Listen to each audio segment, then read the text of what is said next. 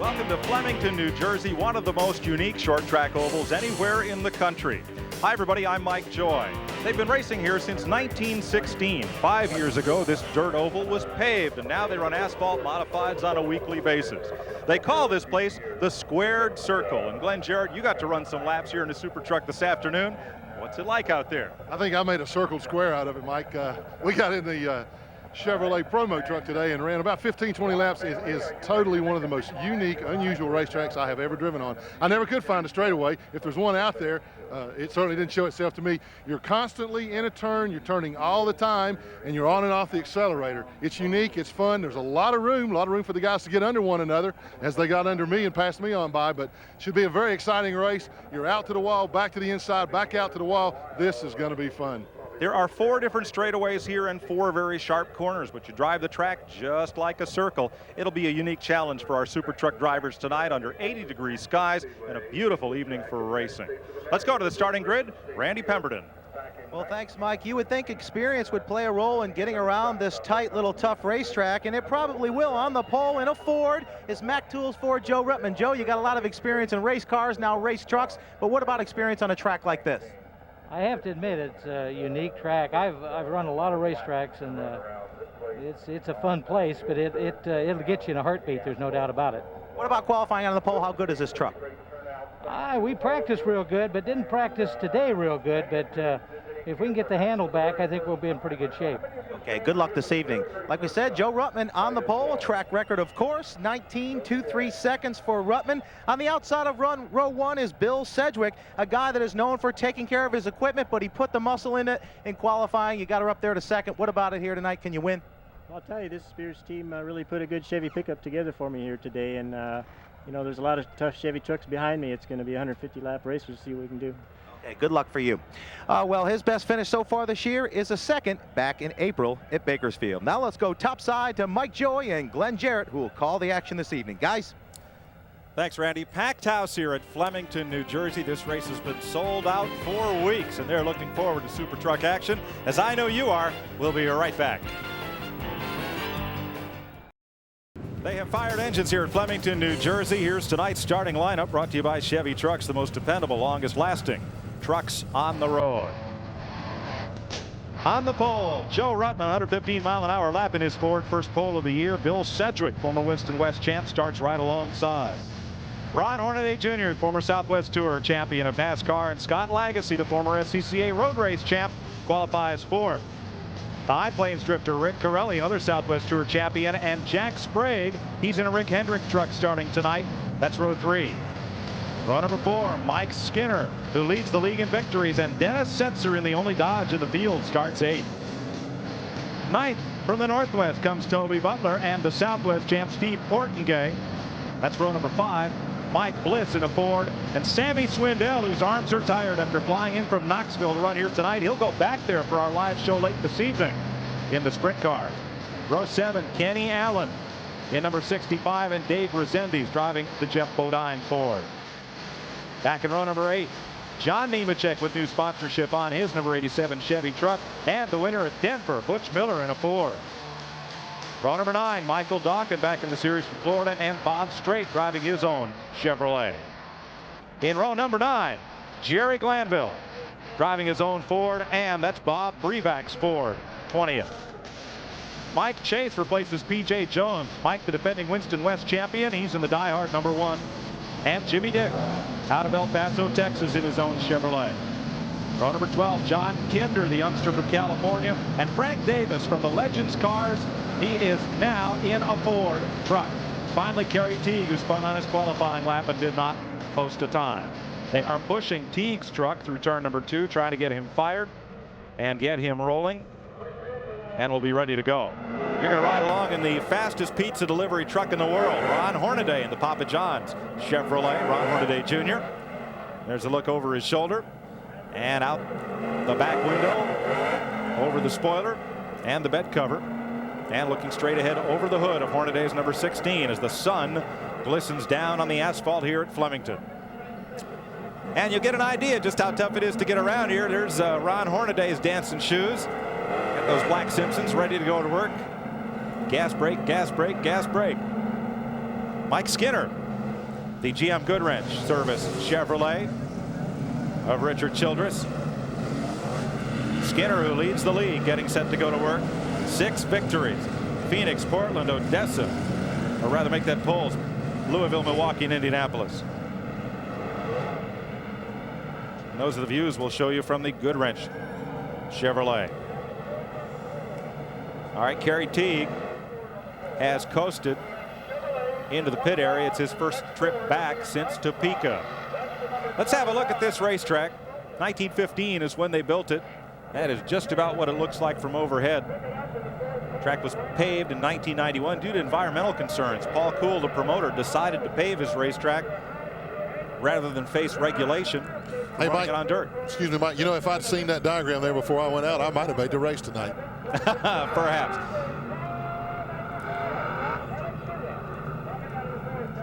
One lap to go, and we'll go racing. It was kind of fun seeing Hornaday use the footwork there, because I thought to myself when I first went out there, man, you got to keep one on the brake, one on the gas all times. Well, the man who knows this place best sits alongside Doug Hoffman, has won 4 modified track championships and holds the track record here, nearly 3 seconds a lap faster than the trucks qualified. What about getting around this circle? Well, you were talking about the brake pedal. Actually, this racetrack, when these guys get comfortable, probably won't use the brake at all. The only time they'll use the brake is if there's a wreck in front of them, and hopefully they'll have all front brake in it, so the truck will just go straight. Do you ever get the steering wheel completely straight here? Never. You put the car in one position and you keep it there all the way around, and a lot of times you'll put the gas pedal in one position and it'll stay there all the way around. And this will be a true test of some of these guys' neck muscles. I hope they have headrests in, or they'll be tired. So it's a momentum racetrack. It's a momentum racetrack, and the centrifugal force will get you. Let's get at it for the first 75 lap half of this 150 lap super truck event.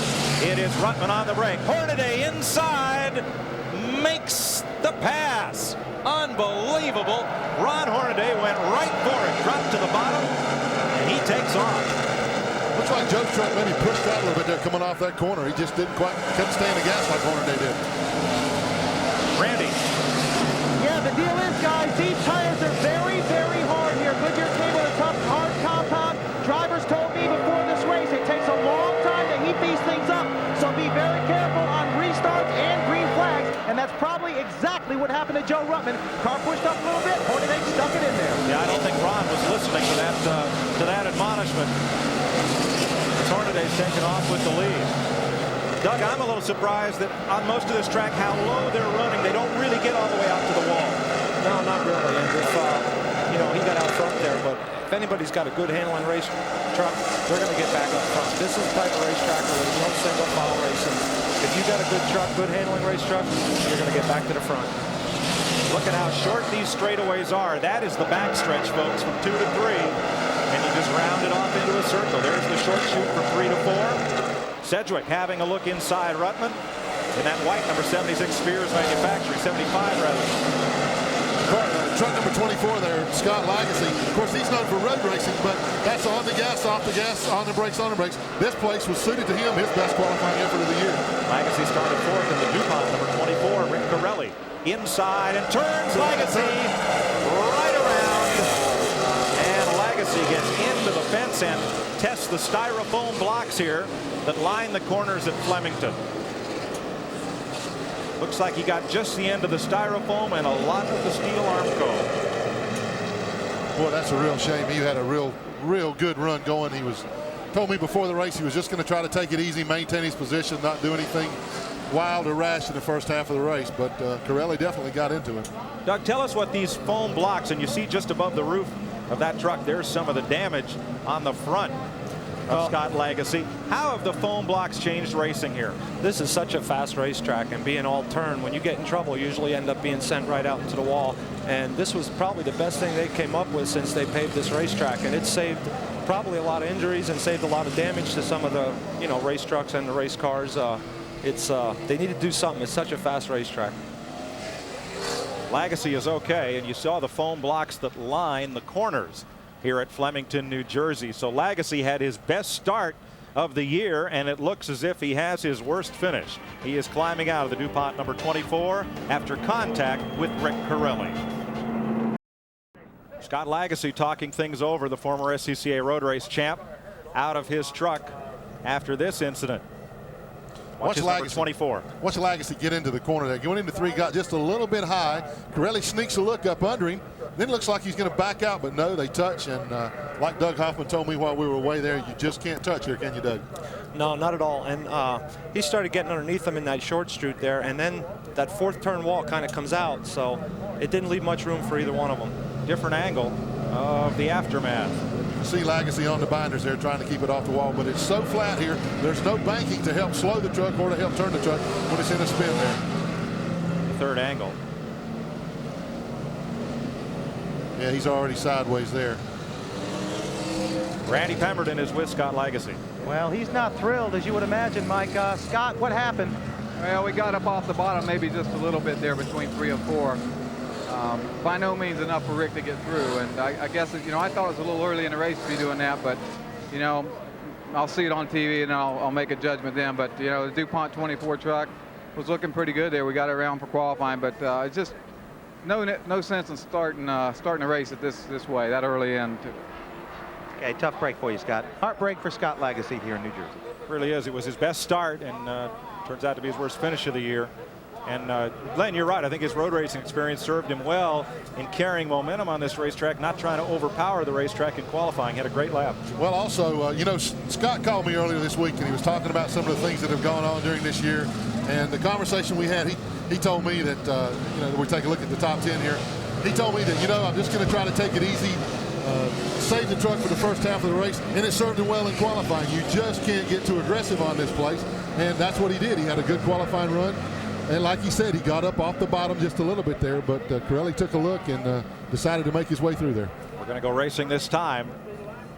Ron Hornaday stole the lead from pole sitter Joe Ruttman in the Mack Tools Ford, number 84. Ernie Irvin is here working with that crew. And we're getting set for the restart. 10 laps complete. They'll run 75 laps and then take the 10-minute halftime break. Under green. Good jump for Hornaday. Toby Butler had a look under Steve Portengate midfield with that ortho truck, but nothing there. That was for 8th spot. Here they come back around. From Hornaday's lead truck, the Chevrolet looking back at Joe Ruttman's Ford, and he's putting a little distance on Ruttman, who now starts to close. Boy, look at the Spears truck right up against Joe Ruttman is Bill Sedgwick. Sedgwick loves a place like this. He's a very smooth, very non-aggressive driver. You said? Like I said, he'll run over you if you give him a chance. Deja vu all over again. Oh, Mike Chase. Mike Chase went into the wall hard on the front straightaway. And really killed the left front corner of the number 1 truck. Not sure what happened to Chase. Hit one of the Jersey barriers here on the inside of the front straightaway, but it's almost as if the truck turned straight left. And when he hit that barrier, the truck jumped in the air and knocked down the left front tire. There is the barrier he hit right at the bottom of your screen, and it did not move it. It was at that angle to start with.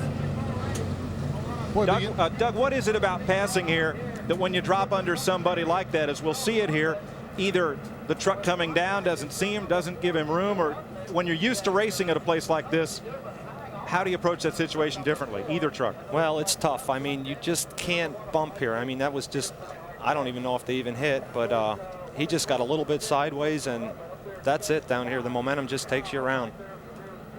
Now there is Chase.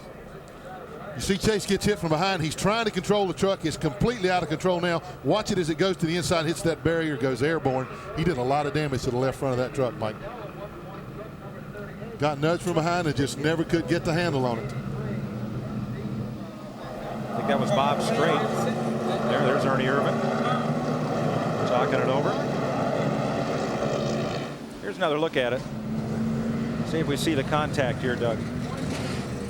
Yeah, he just he got a little bump there, and that's all it takes down here is just a little bump, and you're. Now watch Ruttman save the truck. Watch him keep it off the wall here. He does a good job right here of spinning it around.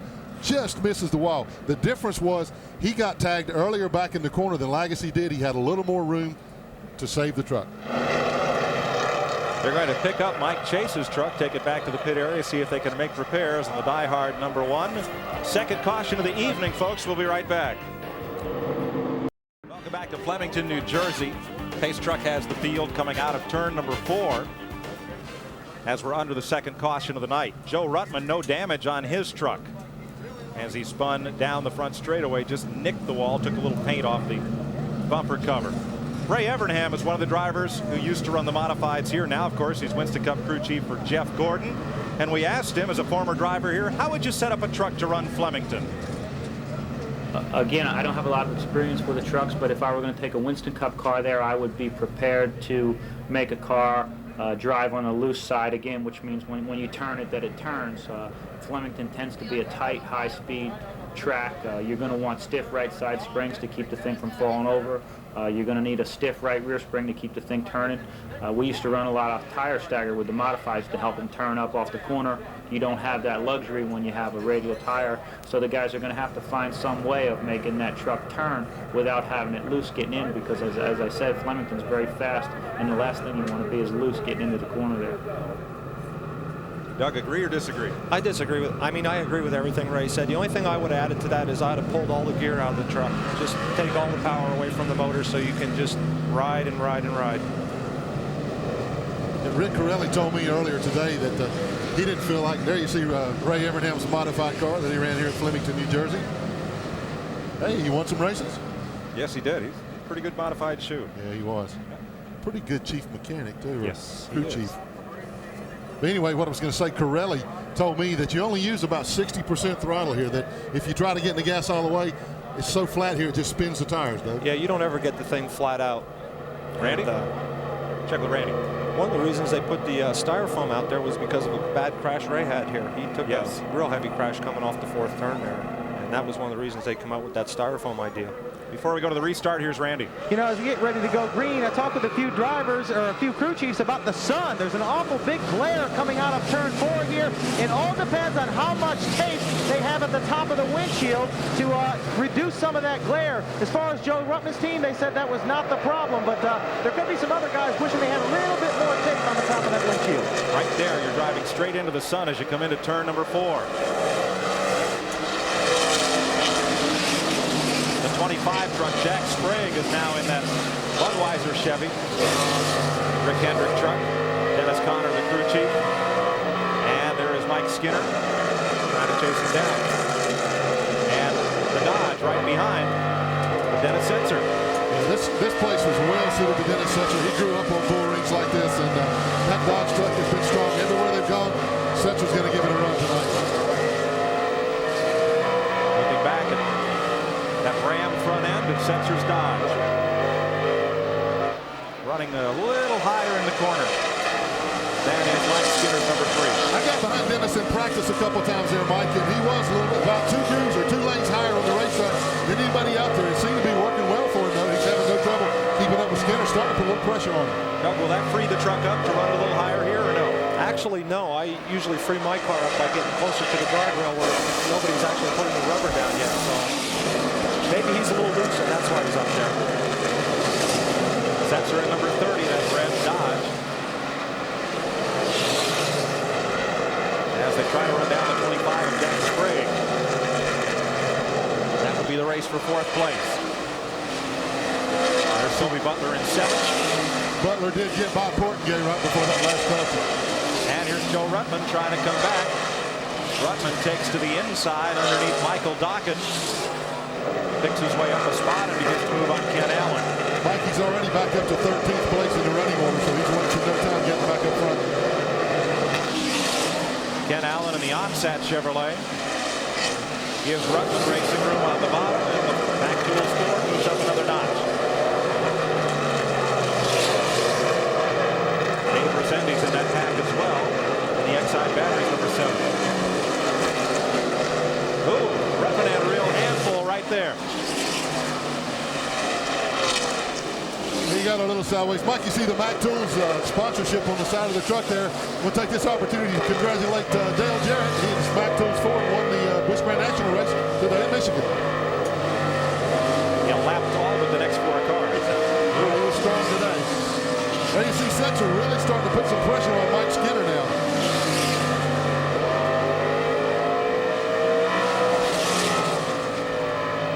Doug, it looks like Setzer is getting out of the corner and up high on the racetrack quicker than Skinner, who's letting his truck work up out of the bottom of the racetrack a little easier. He might be binding his truck up a little bit by running down low there. But, if he's got a good handle on the race truck, he's going to get by. All right, second place battle here. Rick Corelli looks to the inside of the 75 of Bill Sedgwick. Let's check with Randy. Well, you know, you're talking about Mike Skinner. I just talked to Will Lynn before they dropped the green flag of this race. He thinks he ended this truck operation for Richard Childress. And he said this is absolutely the worst we have run in any race this year. He said the only way we make it to the front, and we may, is if the weather happens to change this. But what he meant by that was the fact that when the sun starts to go down, they may have been so far out of shape that they get in shape. But they're not quite sure. The worst they qualified all year just could not get the handle to that good wrench machine, but they're going to work on it at halftime. That's wishing and hoping. And you see now, the entire front straightaway is in the shadows right here down to turn number 1. The backstretch still in the sunlight. Boy, Corelli is really working hard trying to get around Bill Sedgwick in the 75 truck. Watch Corelli hug it right down to the bottom, and when he turns the truck right here, watch him try to get under Sedgwick. He just doesn't have the ability to turn the truck enough and get in the gas to make that move on it. Past Jerry Glanville, the number 81. Sometimes that's an adventure.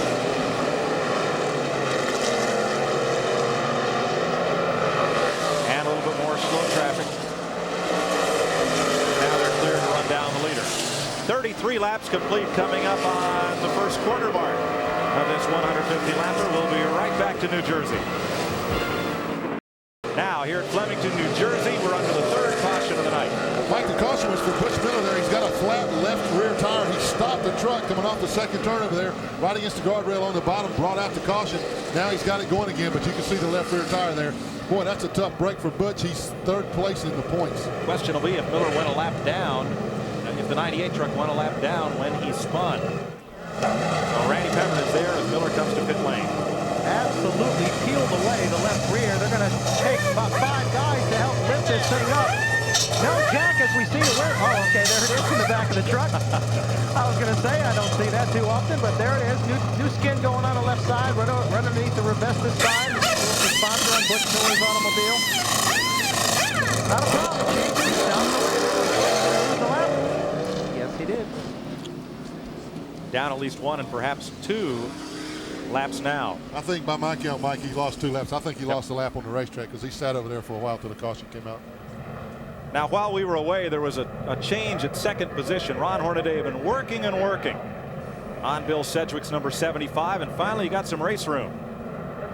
Well, looks like he set him up just right, Doug. He finally got the thing slowed down enough to make that turn off the corner there. I'll tell you, it looks like he's got a good working truck. Back to green at 43 laps. Good restart by Ron Hornaday there. He gained 2 or 3 truck lengths on Corelli, but I don't think Corelli's going to have any trouble chasing him down, guys. Oh, 3 wide, Toby Butler there with Dennis Setzer. They do sort it out. Here comes Sedgwick, who did not get that great a restart. And John Nemechek, who spun all by himself, but did not bring out the caution while we were in commercial. Nemechek spun while battling Joe Ruttman for the 10th spot. Ruttman has moved back to 10th. He's got flat spotted tires on, and he can't change those until the halfway break. NASCAR's rule is the tire must be losing air before you'll be allowed to change it. Oh, boy, Nemechek. Wow, what a miss. Yeah, but not nearly as bad as it would have been if he run into a steel retaining wall. This one will bring out the caution. John Nemechek, the younger of the racing brothers from Lakeland, Florida, in the Delco Remy, number 87. Ending up with perhaps repairable damage. See, he's able to continue. Not going to get a lot of air on that rear spoiler. And the styrofoam blocks do their job. And that makes me just want to go out there and like crunch this stuff up. You know, you see it flying everywhere. You want to break pieces off. I've seen you drive, and you would. I'm talking about with my hands. I know. Watch Nemechek get way up out of the groove. The back end came around. Pow! It's snowing in August in New Jersey. But you're right, not near as much damage to the truck. And he hit the metal guardrail there. I'll tell you, on a Saturday night, some nights it does look like it's snowing with the lights out and all the styrofoam flying. It's something to see. And Nemechek, instead of being on the hook and perhaps headed for the meat wagon, he's able to drive into the pits and get that truck hopefully repaired. We're under caution at 47 laps. We'll be right back to Flemington, New Jersey on TNN after this. 13 trucks on the lead lap at Flemington, New Jersey. Hornaday the leader, Corelli, Sedgwick, Sprague, Skinner, Setzer, Butler, Portgay, Rutland, and Bliss the top 10. Next lap will be racing. The other nice thing about those styrofoam blocks is they clean up very quickly. We're ready to go back to racing. John Nemechek, though, has parked his truck. From Ron Hornaday. That was fast. I was impressed with how quickly they replaced the styrofoam that was broken, got the other one in place, and blew those little snowflakes right off the track. They're ready to go racing again. A lot faster than you can fix that truck. Oh, believe me, Glenn, they get a lot of practice on a Saturday night. Tearing that stuff up on a regular basis. That's right. What does that styrofoam feel like when you hit it there? It does help some. You know, when you hit that hard, it doesn't feel like it helped, but it really does. When you bring the car back in the pits, you can see that it's not as much damage if it wasn't there. Talk about cost-effective racing, that helps. We are under green once again. 51 laps complete. Hornaday, the leader, dispenses with Swindell. He got a much better restart than Rick Corelli. Yeah, Corelli stuck with the lap traffic. Now you see Sammy Swindell on the inside in there, and that's where Rick wants to be, right at the bottom of the track. There's Sedgwick trying to edge and tiptoe right around Swindell, and does so.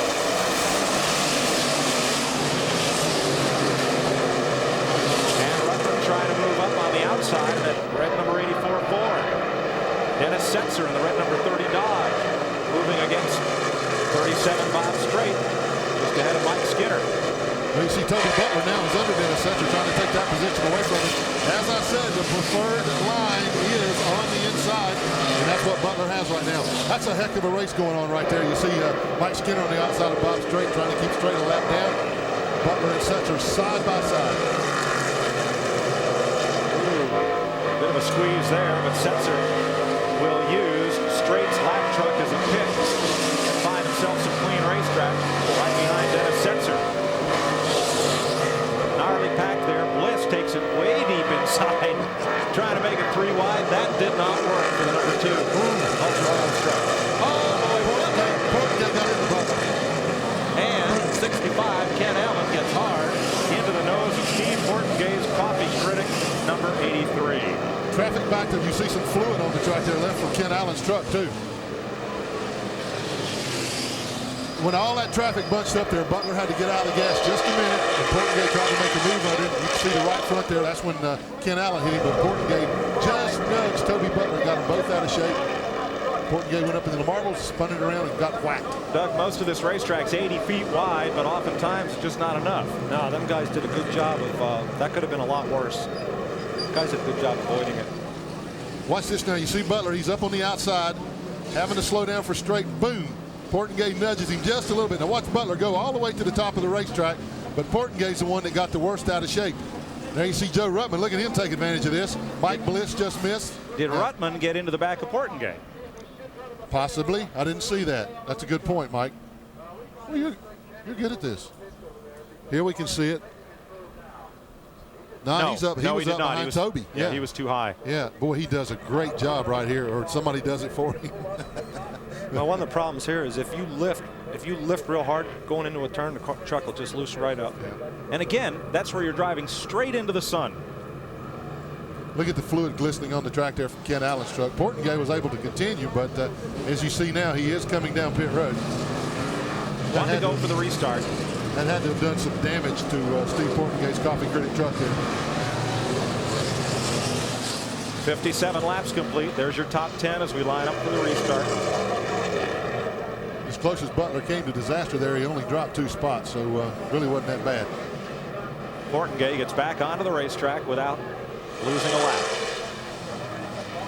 Yeah, he just came in and had the guys check the truck over and make sure that nothing was against that right front tire there, but looks like it was a pretty clean tear. And John Nemechek has completed repairs. He is back in the race in the Delco Remy number 87. There is the OnSat number 65 of Ken Allen. Punctured radiator will take him out of the race, at least for now. From Ron Hornaday, looking back at second place, Rick Corelli.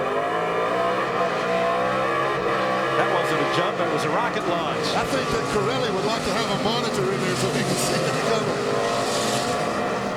And once again, Corelli stuck on the outside of Sammy Swindell. Swindell still the first truck that is 1 lap down. He clears him as they get into 3, as does Bill Sedgwick. So I think he was letting him go by there. I don't know what kind of second gear Hornaday's got in that truck, but it's a stump puller. That was an Earnhardt-looking kind of restart, wasn't it? Yeah. Pretty good. That's got to be a good feeling to know that when you restart, you're going to get yourself a 4 to 5 truck length advantage every time. I don't think there's anything Pirelli can do with it, whether he anticipates it or not. Look at the glare on the windshield of Mike Skinner as you come down the straightaway between turns 3 and 4. Working around Bob Strait once again. The target expediting 37. Now, through no fault of his, Bob Strait was the guy that backed everybody up a while ago. He was down on the inside, giving them plenty of room to work. He just backed traffic up, and that's what happened in that last accident when Portengay got into Toby Butler. Good run for Mike Bliss and Jimmy Smith's Ultra Wheels number 2. That purple and white truck coming hard right behind Skinner. Bliss was another of those guys along with Ruttman that took advantage of that wreck, drove right through it, didn't touch a thing, moved himself up a couple of notches in the rundown. That's Bliss right behind Skinner.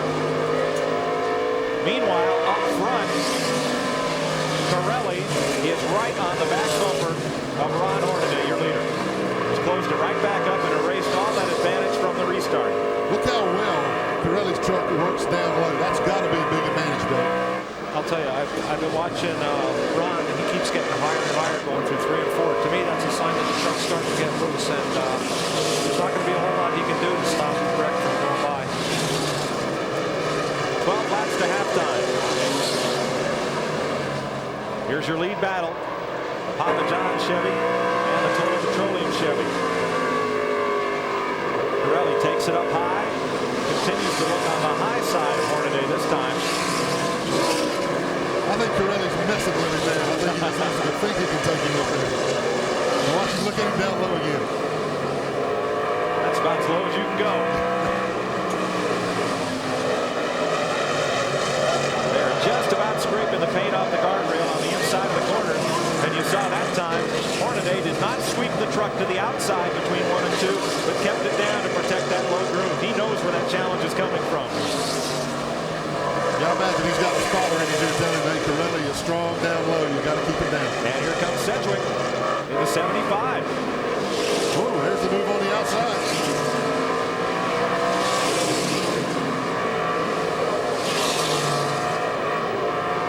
Laps to halftime.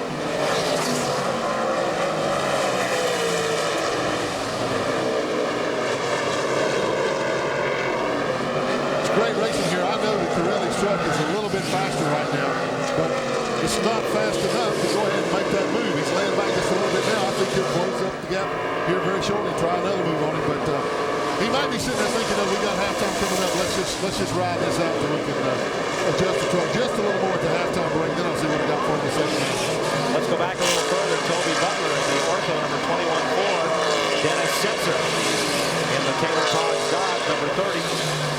They've been battling back and forth and we're side by side. A lap ago as they close in on Sammy Swindell. Dave Resendiz is right up there as well in the number 7, the Exide 4. Butler having a little trouble putting a lap on Sammy Swindell. I hope he doesn't get impatient here. Just a few laps left in the halfway mark. And that may just be it, like 6 laps, and they'll take a halftime break.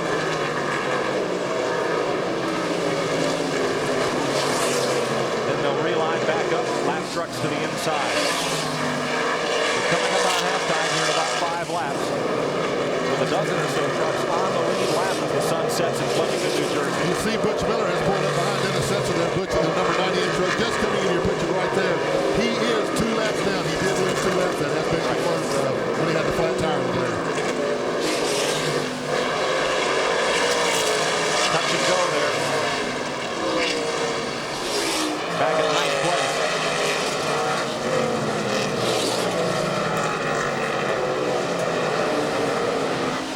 front.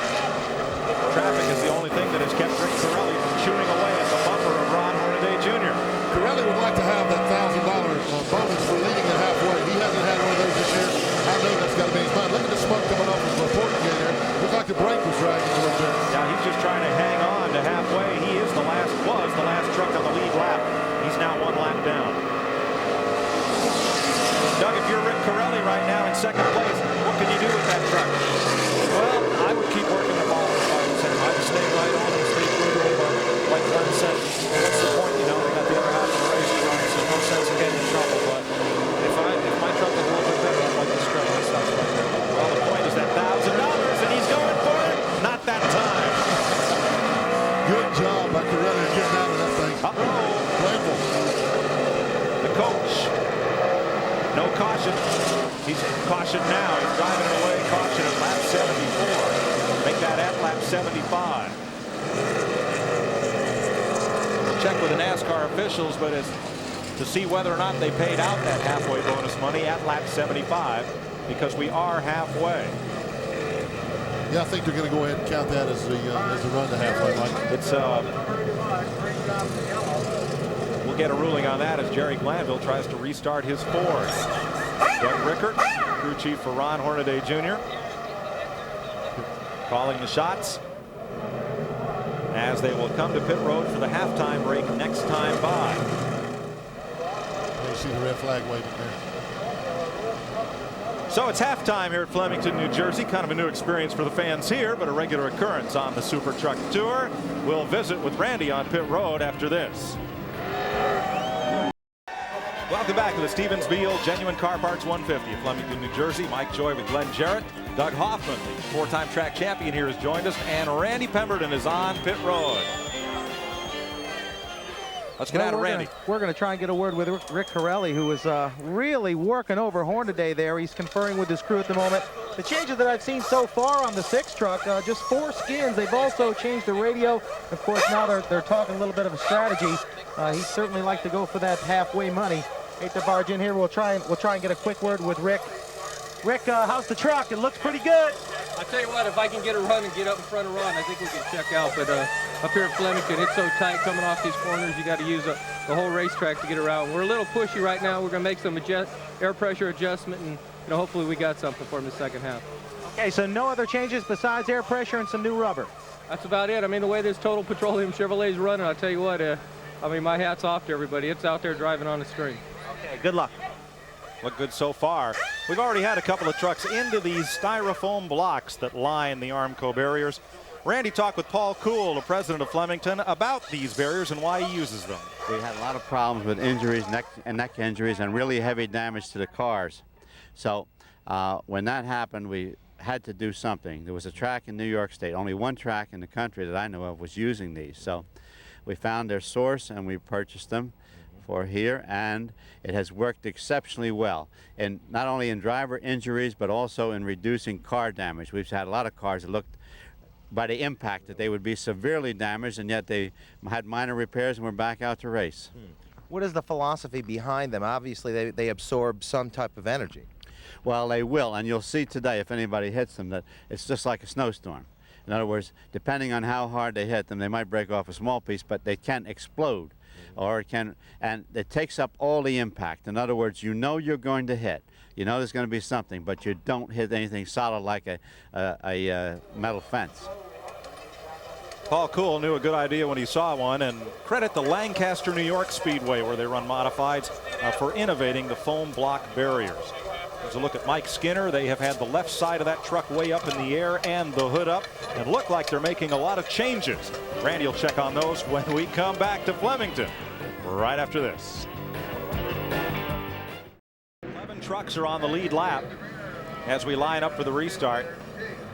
Hornaday, Corelli, and Sedgwick, Sprague, Skinner, and Bliss, Ruttman, Butler, Setzer, and Resendiz, and also Michael Docken. Those 11 are the lead lap, 1 lap down. Sammy Swindell, Bob Strait, John Kinder, Revac, Morton Gay, Butch Miller. He is posted now at least 1 lap down. He is 2 laps down. Jerry Glanville, Jimmy Dick in the 79, and Frank Davis right now running 20th John Nemechek is back out there. Kenny Allen, Mike Teague behind the wall. Mike Chase returns to the race here at halftime. And Scott Lagasse, the first truck out. NASCAR fans can make cruise history from Cape Canaveral to the Bahamas December 4 to 7 on the Big Red Boat, sponsored by TNN and the Winston Cup Wives Auxiliary. Drivers confirmed to appear include Kyle Petty, Ernie Irvin, Todd Bodine, Ted Musgrave, and Steve Grissom. And all the proceeds will benefit the Winston Cup Drivers Wives Auxiliary. Call the number on your screen for more information.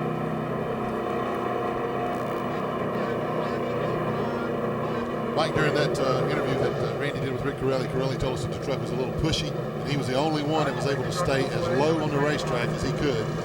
I'm going to be interested to see, looking forward to see if they can improve that truck. If he can get that thing to turn down just a little better, I don't think Hornaday or anybody's got anything for that truck. He was fast. Doug Hoffman, a little pushier isn't a bad thing, is it? No, not here. If you're loose, you've got to hang on. It really tires you out. I'd rather have a tight truck than a loose one. On the gas, on new tires, on the green.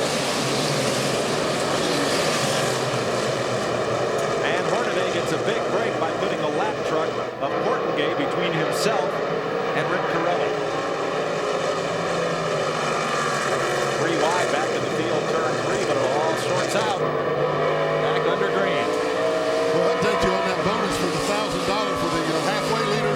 Since the caution fell at the halfway part, they're going to run 5 green laps. The guy that leads the 5th green lap will be the winner of that $1,000 bonus. Hornaday looks like he's got it back right now. All right, now Randy, during the break, they had the left side up in the air on Skinner's truck and the hood up. What did they do? Well, that's exactly right, Mike. What they did is they added a half of rubber to the left front spring. And what that's going to do is try and loosen them up a little bit somewhat, but they don't want them to get too loose getting in. That's what they're concerned about. They're hoping that it's going to correct the problem just a little bit. Seems like he's getting around just a little better than he was before, but we'll have to wait here. This racetrack is out 2 laps. Skinner has 6 wins. That leads the lead. Curtis Backey started to win with Phoenix 16. Came up front to win it.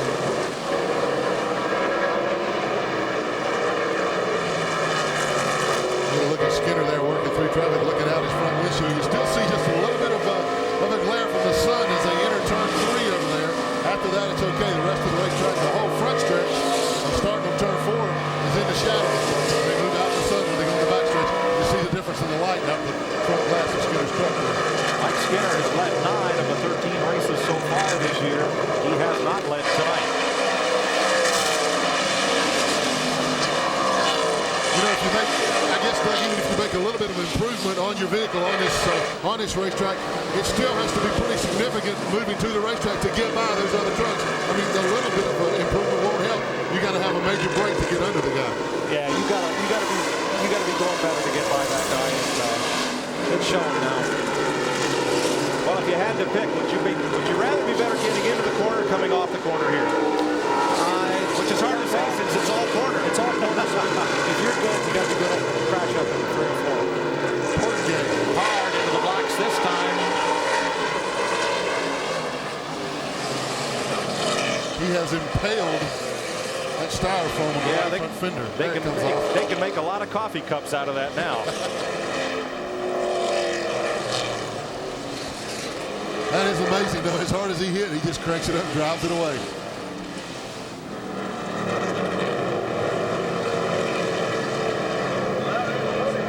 Steve Portengay out of Ukiah, California. Brings out the 7th caution here at lap 81. Let's take a look at it here. And look, oh, he's getting lapped, and Bill Sedgwick gets into the side of him and sends him spinning. And remember, Portengay, watch this. Boom. Major snowstorm. Need some coffee in a snowstorm like that. But Portengay was the first truck that was 1 lap down. He was trying to let that lead traffic get by him. He held Sedgwick up just a little bit, and Bill got a nose under him, and they got together. I'd like, after the break, I'd like to see him hit that styrofoam again, and I hope every short track promoter in America is watching. 94 Southwest Tour champion into the fence, Portengay. We'll be right back. Let's show you this one more time, folks. If you race at a short track or if you happen to promote a short track, these styrofoam walls, they do their job. Once again, you see Sedgwick get into Portengay. Now, Portengay's a lap down. Sedgwick decided it was time to go. The lead guys were getting away from him, and he put his nose under him and got into Steve. Sedgwick lost a couple positions because of that, but you know, we talked about Portengay. It's too bad that happened, but he's a front runner. He came out, he's a Southwest Tour defending champion, used to running up front, but when you're a lap down, hey, you've got to give those guys room. They're not going to wait on you to get out of the way. Well, they peel a little more styrofoam and pieces off of the coffee critic number 83. The Utanas family, who owns that truck, also sponsors it. And so Portengay trying to show well. He was also Rookie of the Year in '92 in the Southwest Tour, as well as being the defending champion. Up in the corner, you'll see Ron Hornaday's footwork as we go back to green here at lap 85. Modulating the pedal there. Did a little, looks like just a little tap of the brake occasionally to set the truck. Yeah, he's not using it. A little bit.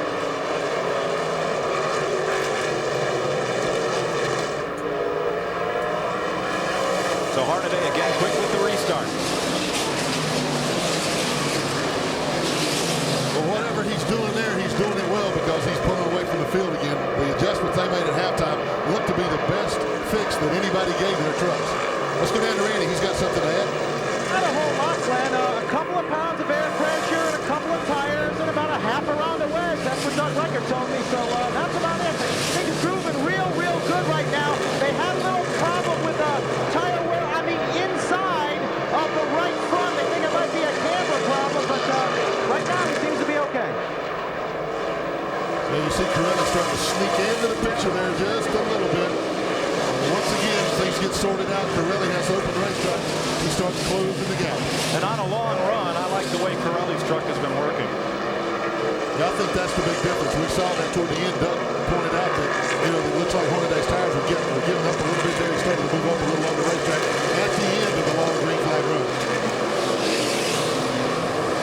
Now, you see that traffic. How can you have one leader and one lead change? It's easy. Hornaday has led every lap, but he did not start on the pole, so that counts, if you will, as a lead change, taking the lead away from pole sitter Joe Rutland. Facts are facts, man. Just the facts, man.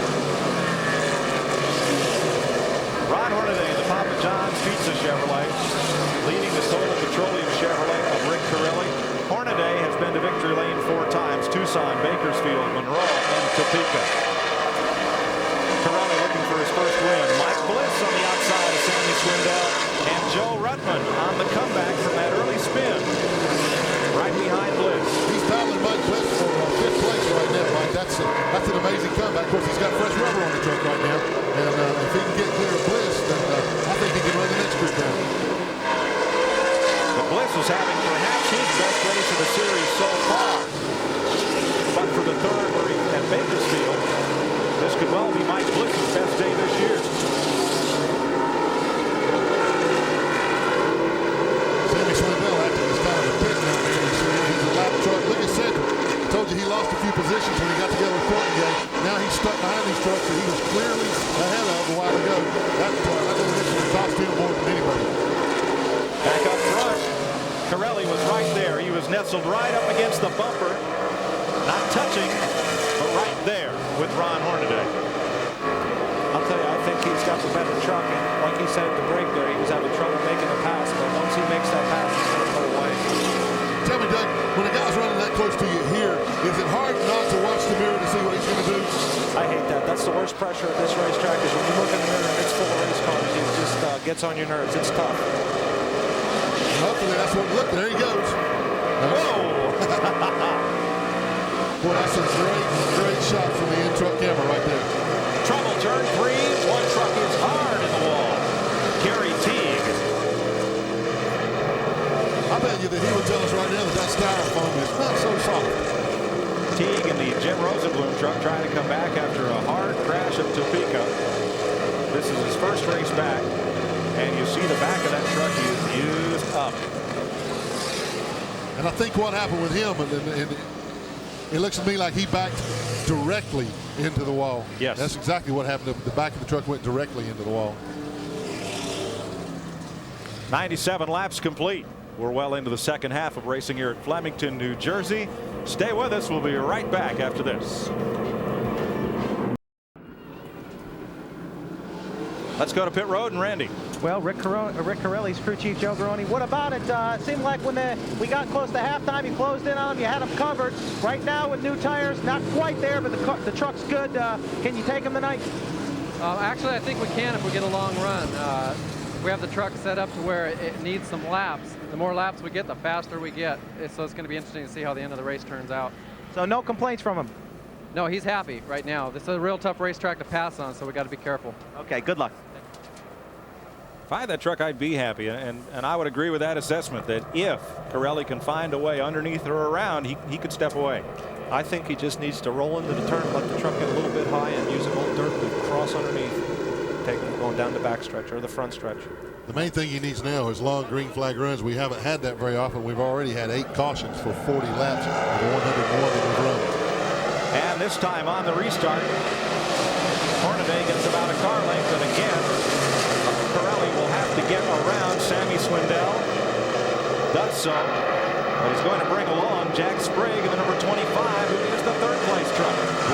Sprague has just kind of sneaked up on everybody. A good, strong run in that Rick Hendrick truck. That's a new ride for Jack Sprague in the Buck 25. Giving it a ride in the wall, number 64. Goes in hard. Michael Dawkin was in 9th place. 10th place, rather. He was on the lead lap. But he has shortened up the already short bed of that Chevrolet and knocked down the left rear tire. Yeah, he's seriously damaged the payload capacity there. Tried to stay on the lead lap and, as you see, was unsuccessful.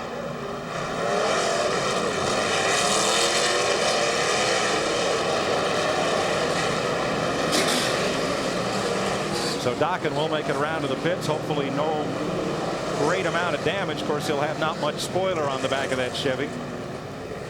Could have some interesting handling. Well, you see him already sideways there, Mike. He's watch how hard he hits this barrier. He just then hit the brakes, and the wall really did some work on that truck.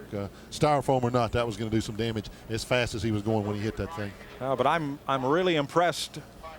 Not so much with the amount of styrofoam we've used up, but at the amount of damage that it has prevented. Well, let's go down to the pits of the lead truck. That's Ron Hornaday Jr.'s. Well, we'll talk to his crew chief, Doug Reichert. What do you think? When we got close to halftime, he was having trouble holding off Corelli on fresh tires. It looks like you don't have a problem doing that. What about as this race wears on? Well, Rick Corelli is still pretty good right now, but our truck is a little bit tight, and we didn't quite make enough adjustments during halfway. So we're just going to try to hold on. We got a big picture we're looking at for the end of the year. And right now, Papa John's, RCCA Collectibles, we're hanging in there. I think we can hold them off, but Corelli's running pretty good. So we're talking them through it. We're giving them all the coaching we can here from the pit. So we'll see what we can come up with. No doubt about it. He's up on this top of this toolbox. He's spotting the best he can. He's talking to him just about all the way around, guys. Well, it's the same thing no matter where you are. Here they call it big picture racing. In the modifieds, they call those guys pointer sisters. But you can't be a pointer sister when you're running out front. That's where Hornaday is right now. They've just waved the green once again here at the Stevens Beil Genuine Parts 150. And just like the last restart, Hornaday's number 16 took off.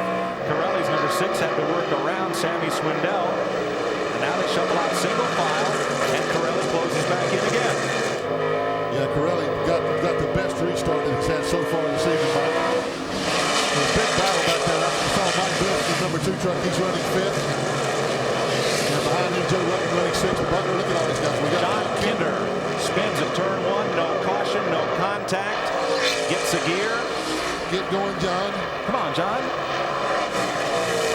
And gets going. Will stay green. 40 laps to go.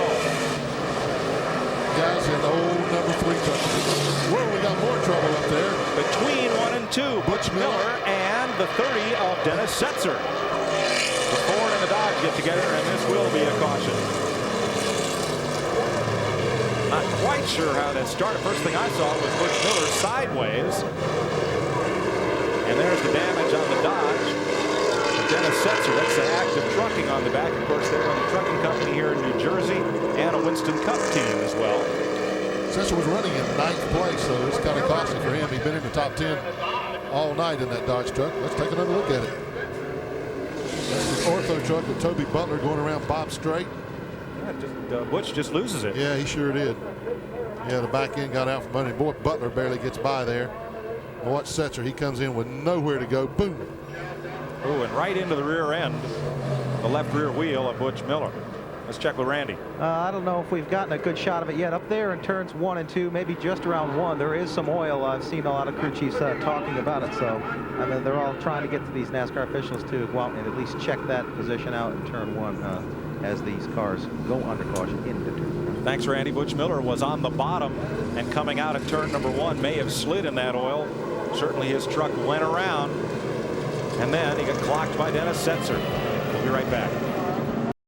Opryland is the official destination of NASCAR. For more information, call Monday through Friday, 615-889-6611. Randy? Well, there's the damage to the Dodge of Dennis Setzer. Dennis, what happened out there? Well, just unfortunate thing for the ATS recycling Dodge there. Butch Miller went off in the corner, got a little loose, come up in front of us, done committed to go high. Just one of those things. Okay, better luck next time. Thanks. Another restart. Same story. Hornaday gets away. Corelli has to work around the 38 of Sammy Swindell. And that is not any problem with Swindell. He started on the inside of the front row as the first truck 1 lap down. And it's just a matter of Hornaday setting the pace as the leader, getting a good jump on the restart. And then Corelli having to work his way by as number 25, Jack Sprague, is doing right now. Like in defense of Butch Miller there on that spin, looked like he was all by himself. There was oil on the racetrack. Somebody had dropped a little spin before it, like Butch got in it and cleaned up through 10 buildings before we went back to green. Well, let's see if we can get a long run here. That's the one thing that Ron Hornaday probably does not want to see, and the one thing Rick Corelli needs. Absolutely. This is working in Hornaday's favor right now. As Doug Richard told you, the truck still got a little bit of push to it. That push doesn't really show up until after about a 15-20 lap green flag run. They haven't had that the whole second half. Therefore, he's been able to hold Corelli off. And Mike Skinner is coming. He got underneath Jack Sprague for third place. Gave him a little wake-up tap. Sprague gave him a little room on the bottom. And Skinner went by.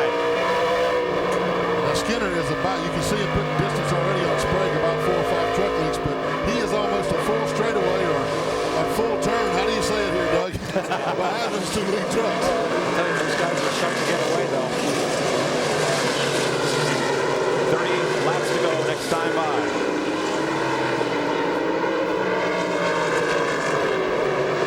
Rutland make the move underneath Mike Bliss. They have been battling. And he may take Cedric with him. He just got Bliss up out of the groove, and once you get out of the groove here, boy, they'll pass you by like you're sitting still. Bliss stays up there, Cedric will get it. There he goes.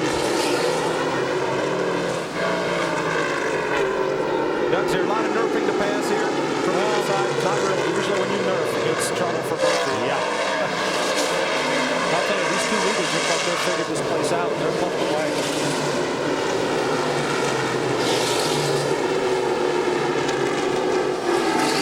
Watching Cedric and Mike Bliss there, and Joe Rutland are ready for the Mac Tools for working around Swindell.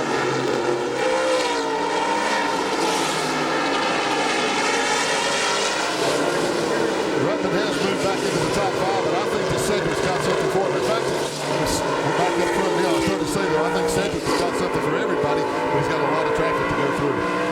He also had to come from the back. Let's look at your top 5. And for most of the race, it's looked just like this. Rick Corelli edging up on the rear bumper of Ron Hornaday, but unable to make the move inside.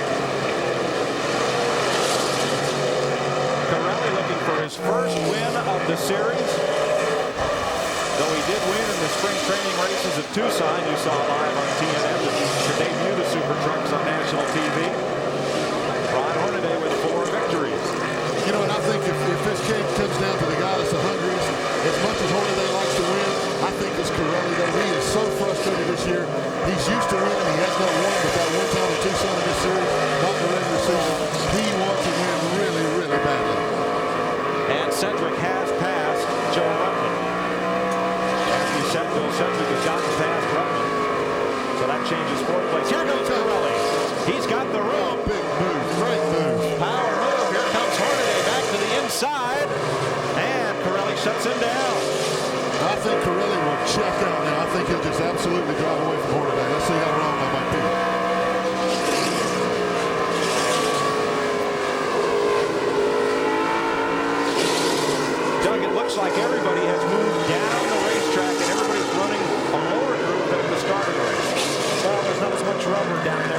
track probably feels a little bit better. I imagine the groove by now is getting pretty slippery.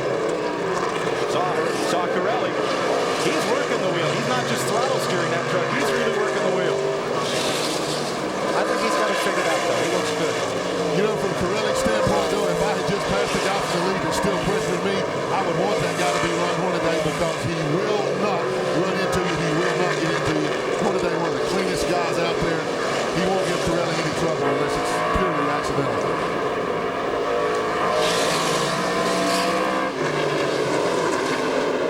All right, let's show you the lineup and positioning of the top 5 around this square 5/8 mile oval. Here are your 2 leaders, Corelli and Hornaday. And here is 3rd place, Mike Skinner coming up. And back to the number 25 of Jack Sprague. So not a whole lot of distance separating the front runners. Skinner has actually closed a little ground when Corelli were battling for the lead. Mike Skinner edged up just a little bit on him. He's closed that gap about 10 to 15 truck lengths. Randy? Let's check with Randy. No doubt about it, Glenn. They've got the watch on him down here in the children's pit. They got a smile on. I don't know if they have enough laps to do it, 19, but he's definitely coming. They're snapping the watch. He's closing in. Does he have enough time? We'll have to wait and see. He's been tough all year. I don't think so. 19 laps? I don't know. I think he's going to run out of time. If it stays green, he's going to run out of time. Catching him's one thing, passing him is entirely another. Especially when you're looking for your first win. Well, the gap is stabilized 1st to 2nd. Rick Corelli's Total Petroleum Chevy. And the Papa John's Pizza Chevy. That push is starting to show up in Hornaday's truck. Corelli appears to be just a little quicker in the short shootout when he gets right back in the gas. His truck turns and accelerates just a little bit quicker than Hornaday's does. Now you see Skinner steadily on the move. Running good lap times now, but I just don't think he's got the time to pass it. Mike Skinner, the point leader, looking for his 12th top 5 finish in 14 races. Every time he has been in the top 10 this year, it has been a top 5 finish. He has had a phenomenal year. 16 to go. Don't forget tonight, 10 p.m. East Coast time. The Knoxville National. World of Outlaw Sprint Car Racing. You'll love it. There's your interval, 1st to 2nd. Now it's the back-to-battle for 5th, where Cedric in 75 is pulling down on Jack Sprague. The lap truck there is Frank Davis in the 0. This is 4th place.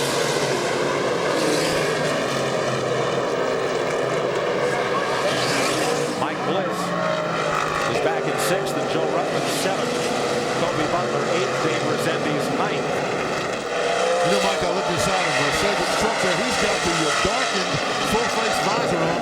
Everything was in bright sunshine when we started. The whole track's in the shady now. I wonder if it's any kind of visibility problem. Why don't he flip it up? He's probably too busy. Never too busy to see.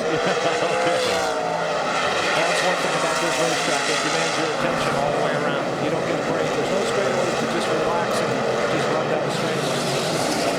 4 straightaways and 4 corners. Here's the battle for 4th place. Jack Sprague having a very impressive debut in the Rick Hendrick Budweiser number 25. To the outside as they lap John Kinder. Bill Cedric had the room out there, but Sprague came up and took it away as they moved on the lap truck. Next time by, 10 laps to go. 4th place battle here. Sprague's best finish was 5th at Tucson. So that number 25 truck, Sprague, is looking for his best finish of the season. Also on the lead lap, Toby Butler. There's a look at 64, Michael Dockett, who was on the lead lap. He got back on track after that crash into the styrofoam block wall. 4th place battle right there. And there's Ruttman behind Mike Bliss. Has been able to climb only to about 7th place. And Toby Butler trying to hold on. The number 7 of Dave Resendiz. That is back at 8th place. You know, they've been having a heck of a battle for about the last 15 laps. In fact, 2 laps ago, Resendiz got into Butler, turned backed off and let him straighten the truck up. Truck cut battles all the way around the track here, not just up front. You see the leaders coming up on him there, put him a lap down. Yeah, and Resendiz obeying the passing flag is going to give Rick Corelli, the number 6 of their room, 7 laps to go. Now see if Resendiz can tack on to Corelli and follow him past Toby Butler, who has got to move over for Corelli. That's exactly what he's trying to do. Great call there, Mike. That's exactly the move he's going to try to make. Butler's going to let him get away with it. He's got the room. No, he just didn't have the momentum. Carry it on down into turn 1. Ooh, wow, boy. Quite a move by Hornaday. We all took a sit back in the seat on that one. Oh, yeah, we got a truck in trouble on the backstretch. Big spin by 70. Is it 79? Jimmy Dick. Yes. And he spins around, keeps going, but the caution is out. Caution with 5 laps to go.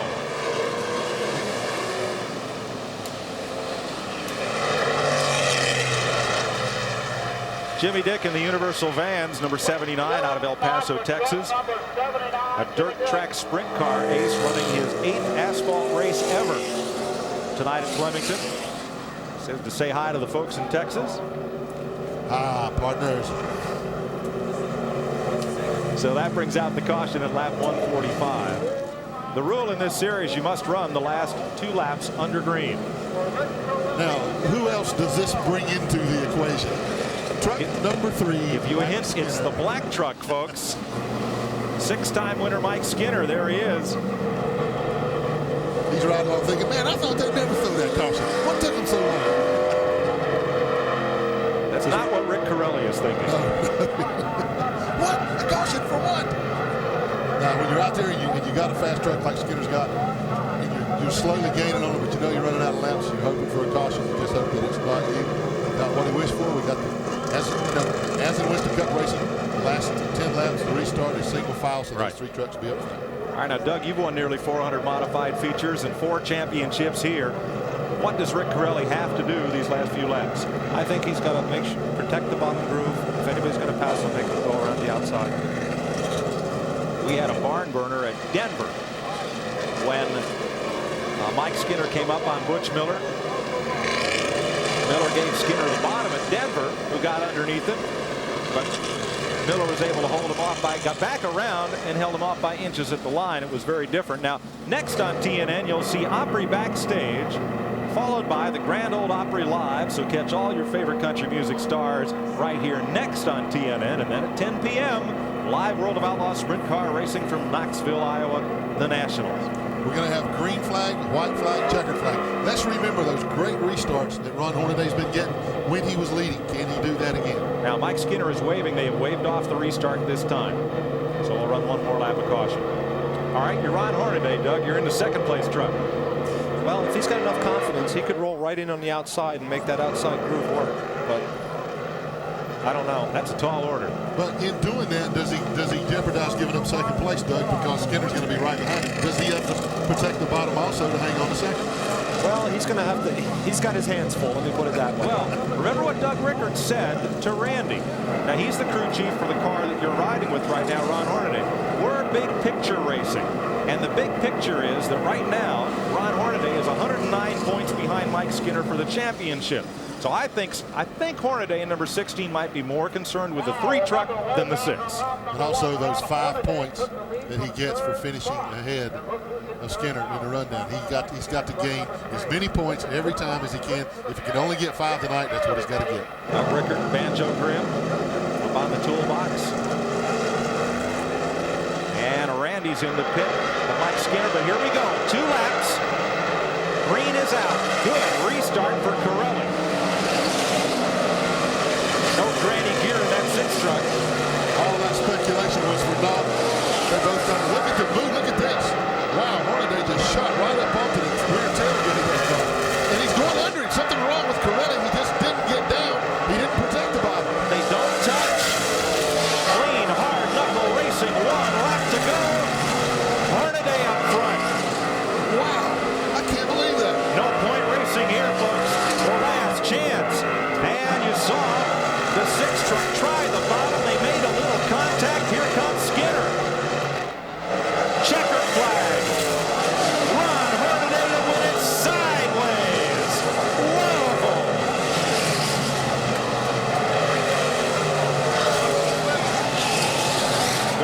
their stock car racing here in New Jersey, and they gotta love super truck racing. What a finish! That is amazing. Ron Hornaday has got to be one of the smartest drivers in any form of racing right now. He saw a hole and took advantage of it. Look what it did for him. That was so good, we got to show it to you again. But first, we'll take this break. We'll be right back to Flemington after this. Let's show it. That is not Sammy Swindell leaving to go to Knoxville, folks, but let's show it to you one more time. And Doug Hoffman, what happened here? Well, I'll tell you, you can see Rick just left the truck slide up a little bit and just allowed him to get underneath you. I told you he needed to protect the bottom. And maybe he was a little loose. Maybe that's why he got a little high, but that's all it took. Glenn Hornaday did just what he did on the initial start of the race. Jumped to the bottom and went. Absolutely. Remember I said on those restarts, he's quick. He's right out of the chute. It's as fast as anybody. He saw just a little bit of a hole there. You see Corelli get back up on the outside of there. He had nothing for him on the outside. Then he's got to worry about Skinner coming up on the inside. But like Doug says, and they make a little contact there coming off of four. Doug Hoffman, thanks for joining us. You got a modified race to run. We'll let you out of here, but we're very glad to have you up here with us. And let's go to thanks. Chevy Trucks, the most dependable, longest lasting trucks on the road, take you to victory lane. Here's Randy. On top of that, this win is congratulations to the Chevy teams, it says, for winning the inaugural manufacturer's trophy for the series. But nonetheless, Ron Hornaday, a heck of a last couple laps. I know you needed that caution. You got it. You stuck it in there and won this race. I really appreciate that. You know, I'm sure glad we got to wrap this up for Chevrolet. They were pulling for Skinner and I to win this thing. And, you know, I thought we didn't have nothing for Corelli. And he ended up that yellow came out. He slipped up on that last corner there to give me enough just the way I did, you know, when I slipped up. But I got to say thanks to Papa John Chevrolet, Action Collectibles. I mean, they're #1 in diecast. And, you know, get your tires. Look at these tires. I mean, we could have just ran forever on these tires. It's great. Give us a blow-by-blow. How did you believe it when it opened up there and you could go inside them? Well, I didn't believe the yellow flag, and I knew I was pretty good off yellows. Our truck was a little tight, chattered in the front tire, and every time I got off the gas, it snapped the rear loose with a locker. So when I seen that yellow, I said, oh, great, that's what we need. Let's get a couple laps under there and keep going. But I didn't think we had this one, and that yellow came out. He pushed up a little bit, hit that bump coming off of whatever corner that called. I think it's one big corner here. But, no, I just got to thank everybody, and you know, to get back underneath them and get it for the green-white checkered, it's a great deal. And, you know, Snap-on Tools and, you know, Craftsman's been a big part of this deal, and I keep forgetting to say them because they're big series sponsors of it, but Craftsman does a heck of a job to support this whole deal, and, you know, NASCAR and the Super Truck Series, and, you know, you guys come out here and do what you're doing. It's great. Appreciate it.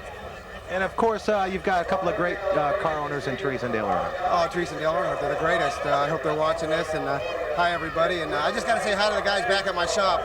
They do a great job keeping that going. I haven't been there for 6 months, but everything else, it's been great. Let me weave over this way. Congratulations from Rick Corelli. Rick, we talked about you protecting the bottom. I know you wanted to protect the bottom. You were thinking about it. It didn't happen. What happened? It didn't happen. I mean, my truck took about 3 laps to get going, and then it checked out. And other than that, it was just loose. You know, we were just a little off on restarts, and you know, that's one of the things. We had a restart there at the end, and you know, Ronnie got a good run coming off there, got up underneath me, got me loose like I got him loose. You know, I got sideways down low, and that's it. If we didn't have that yellow at the end, would have been good. I didn't mean to get him at the end, but I was just, mad. Congratulations on a good run for Rick Corelli as well. Mike Skinner has also stepped in here. Mike, as this race began to a close, we thought maybe you might have something for him. Didn't have much the whole entire race. Halftime, they worked on it, took a half a rubber out. He had a good run, but not quite enough to win one. Well, we had the fastest truck there for, you know, several laps the second half, and the lap traffic just kept on. There was some guys that was pretty fast, you know, on the restarts and the lap trucks, and got down there at the end. I was passing one of them. And say hi to Al Richmond. He did a great job. Tell us we got to win this one. Congratulations to you too, Ron. But we'll get them next time. It's a good points race for us. Okay, let's go back upstairs to Mike Joey here. Great race, guys. Thanks, Randy. What a finish. That's one of the most exciting. Well, it's not. It's that way every week in the Truck Series, man. That helicopter leaving was going to Knoxville, Iowa. As that banner shows, you will see the Nationals next. Well, at 10 o'clock tonight, you'll see the Knoxville Nationals World of Outlaws. Sammy Swindell's on his way. Hope he gets there in time. We'll be right back.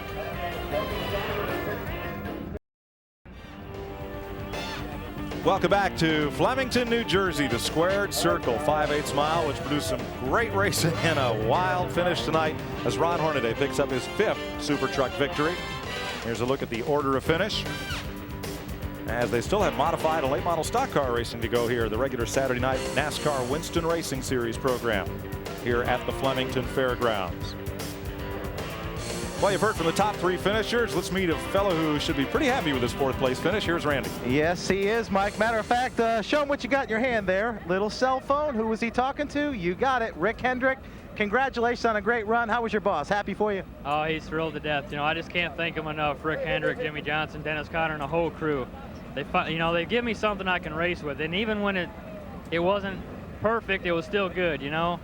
4th was our best finish of the year, and I'll tell you what, the old Budweiser Chevrolet, she was a little loose, but you know, we drove our hearts out and the guys worked their butt off, and anything I want, they work toward it. These guys don't give up, and I'm going to tell you one thing, I promise you we'll win races in this truck. I'm excited. I'll get out. I can't even express my feelings. I'm normally a quiet guy when I'm probably babbling, but it's the best opportunity I've had in my life, and I want to thank everybody. What kind of a career boost can this be for you? We know how happy you are to be in the seat of that car, but what has it done for you?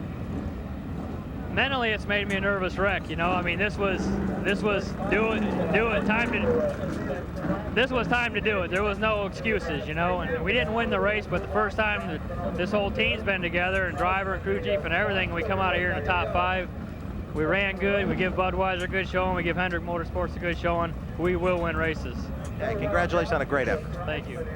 Thanks, Randy. Now, you hear that noise in the background? That gets my heart going. There is Doug Hoffman lined up in his number 33 modified. 5th in points this year, 4-time track champ, and the track record holder at 16.5 seconds here at the Flemington Fairgrounds. They're the headline division of the Winston Racing Series that runs here weekly. Of course, those same cars compete on the Featherlight Modified Tour. We're going to take a break here from Flemington and come back to wrap up a wild night of super track race. I want to see that finish one more time, and we will when we come back. Here's what's coming up tonight on the Nashville Network.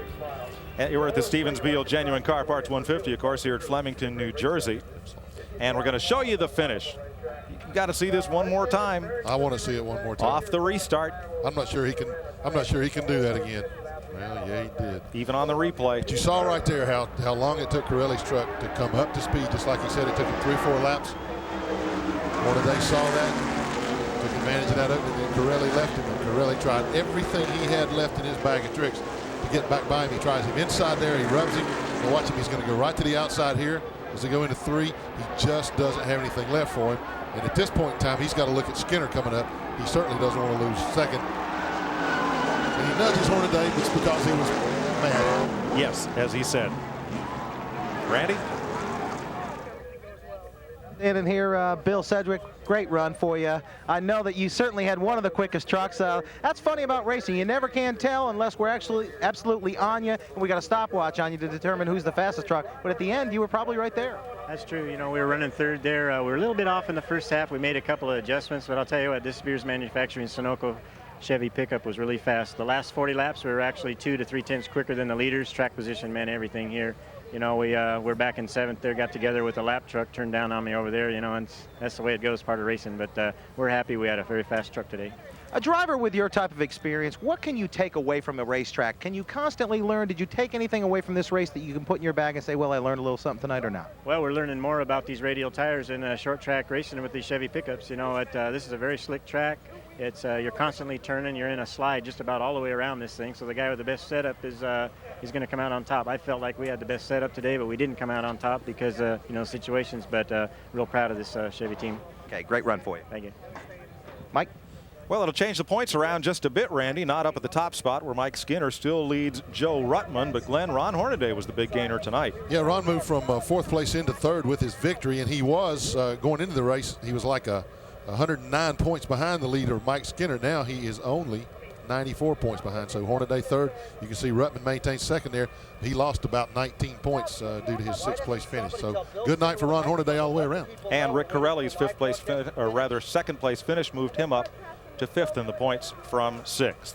Now here's what's coming up tonight on TNN. Immediately following our telecast, Opry Backstage, followed by the Grand Ole Opry live and catch all your favorite country stars next here on the Nashville Network. But don't touch that dial, because later tonight, in about 2 hours, you'll be going live to Knoxville, Iowa, and the World of Outlaws, the Amoco Knoxville Nationals. See if Steve Kinser can come through both the C and the B main to make the feature event tonight. See if Mark Kinser, starting from up front, can win one of the biggest prizes in all of sprint car racing. And we're just thrilled to be able to have a crew out there. Steve Evans in charge to bring you the Knoxville Nationals live. I want to go somewhere and watch that, because I want to see Steve Kinser start in the back of the C main, finish in the top 2 there, which puts him into the B main. In the back of the B main. And he's got to finish either first or second in the B main to go to the rear of the field in the A main. Is that right? And I want to see if Sammy Swindell's plane gets there in time. His brother Jeff, of course, is starting on the pole for the B main. But tonight here at Flemington, New Jersey, the Stevens Beil 150 goes to Ron Hornaday, who led most of the race, gave it up on a final long run to Rick Corelli, and then on the final restart came storming back to end up in victory lane. What a great Super Truck show, and we've been proud to bring it to you here live on the Nashville Network. As I said at the top of the show, this is going to be exciting. Every week, it seems like the Super Truck Series gets more and more exciting. You can't ask for a closer finish than that. You can throw a blanket over those 3. Special thanks to Winston Racing Series champion Doug Hoffman. For Glenn Jarrett and Randy Pemberton, I'm Mike Joy. So long from Flemington, New Jersey.